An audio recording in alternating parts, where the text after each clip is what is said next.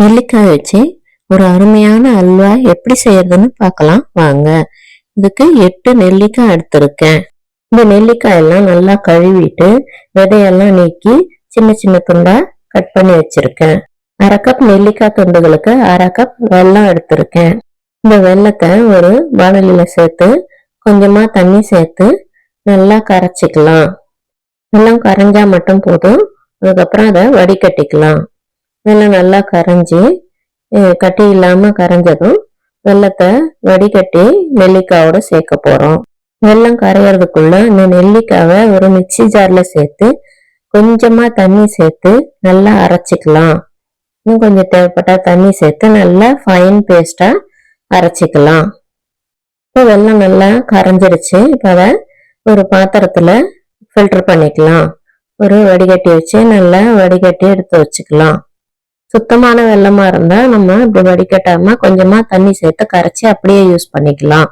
இப்போ வெல்லம் கரைச்சதும் நெல்லிக்காய் பேஸ்டும் ரெடியா இருக்கு. வாணலி ஒன்று அடுப்புல வச்சு நெல்லிக்காய் அரைச்ச விழுத சேர்த்துக்கலாம். அது கூட கரைச்சி வச்சிருக்கிற வெல்லத்தையும் சேர்த்துக்கலாம். இப்ப ரெண்டையும் சேர்த்து மிதமான தீயில நல்லா கலந்து விடலாம். நெல்லிக்காய் நல்லா குக் ஆகணும். நம்ம இந்த மாதிரி பச்சை நெல்லிக்காயை அரைச்சி சேர்க்கும் போது அதிகமா குக் ஆகாம நமக்கு அதோட நெல்லிக்காயோட சத்துக்கள் எல்லாம் நல்லா கிடைக்கும். நம்ம அவிச்சு வேக வச்சு அதை தண்ணி இல்லாம சேர்த்து அரைச்சி செய்யும் போது கொஞ்சம் சத்துக்கள் வீணாகிறதுக்கு சான்ஸ் இருக்கு. நம்ம இந்த மாதிரி பச்சையாவே அரைச்சி நேரடியா சேர்க்கும் போது அதோட சத்துக்கள் குறையாம கிடைக்கும். அந்த கரைஞ்சி திக்காகிறதுக்குள்ள கொஞ்சமா கார்ன்ஃபிளவர் சேர்த்து ஒரே ஒரு ஸ்பூன் கார்ன்ஃபிளவர் சேர்த்து கொஞ்சம் தண்ணி சேர்த்து கரைச்சி ரெடியா வச்சுக்கலாம். இந்த மாதிரி கார்ன்ஃபிளவர் சேர்த்து செய்யும் போது அல்வா நல்லா திக்காகி கிடைக்கும். இப்போ நெல்லிக்காயும் வெல்லமும் நல்லா கொதிச்சு குக் ஆகுது. இப்படி கலந்து விடும்போது இந்த வெல்லத்துல சேர்த்த தண்ணி எல்லாம் குறைஞ்சி நல்லா திக்கான பதத்துக்கு வரும். அதை வரையிலும் நல்லா கலந்து விட்டுக்கிட்டே இருக்கணும். நம்ம விழி ஸ்கொயர் சேனலை சப்ஸ்கிரைப் பண்ணாம பாக்குறவங்க எல்லாம் சப்ஸ்கிரைப் பண்ணிக்கோங்க. அப்பதான் நம்ம போடுற வீடியோ எல்லாம் உடனுக்குடனே உங்களுக்கு நோட்டிபிகேஷன் வரும். அதுல உள்ள பெல் ஐக்கானையும் கிளிக் பண்ணி வச்சுக்கோங்க. நம்ம வீடியோ எல்லாம் பார்த்து லைக் பண்ணி உங்க கருத்துக்களை கமெண்ட்ஸ்ல சொல்லுங்க. ஒரு ஸ்பூன் நெய் சேர்த்து நல்லா கலந்து விடலாம். ஒரு 3-4 ஸ்பூன் நெய் சேர்த்தோம்னா நல்லா மணமா இருக்கும். ஒரு ஸ்பூன் சேர்த்து நல்லா கலந்து விடலாம். இப்போ ஒரு சின்ன கிண்ணத்துல ஒரு ஸ்பூன் கார்ன்ஃபிளவர் சேர்த்து கொஞ்சமா தண்ணி சேர்த்து கரைச்சி வச்சுக்கலாம். கடைசியில சேர்த்து நல்லா கலந்து விடும்போது திக்கான அல்வா கிடைக்கும். கரைச்சி வச்ச கார்ன்ஃபிளவரை அல்வால சேர்த்து கலந்துக்கலாம். இது நல்லா திக்கான கன்சிஸ்டன்சி கிடைக்கும்.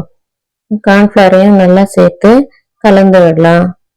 ஸ்பூன்ல எடுத்து சாப்பிட்ற பக்குவத்துல அல்வாவை செஞ்சு இறக்கியிருக்கேன்.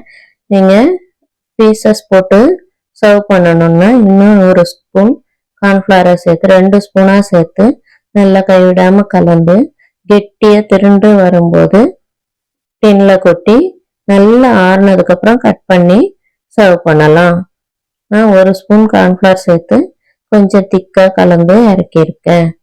வெல்லம் சேர்த்து செய்யும் போது நெல்லிக்காயோட அல்வா நல்ல டேஸ்டா இருக்கும். நீங்க சர்க்கரை சேர்த்தும் அல்வா செய்யலாம். இப்போ இன்னொரு ஸ்பூன் நெய் சேர்த்துக்கலாம். அதையும் சேர்த்து நல்லா கலந்து விடலாம். நெல்லிக்காவை இப்படி டைரக்டா அரைச்சி சேர்த்து செய்யும் போது நம்ம வெல்லத்தோட சேர்த்து கலக்கும் போது நல்லா வெந்துடும். அதே மாதிரி அதோட சத்துக்களும் குறையாம கிடைக்கும்.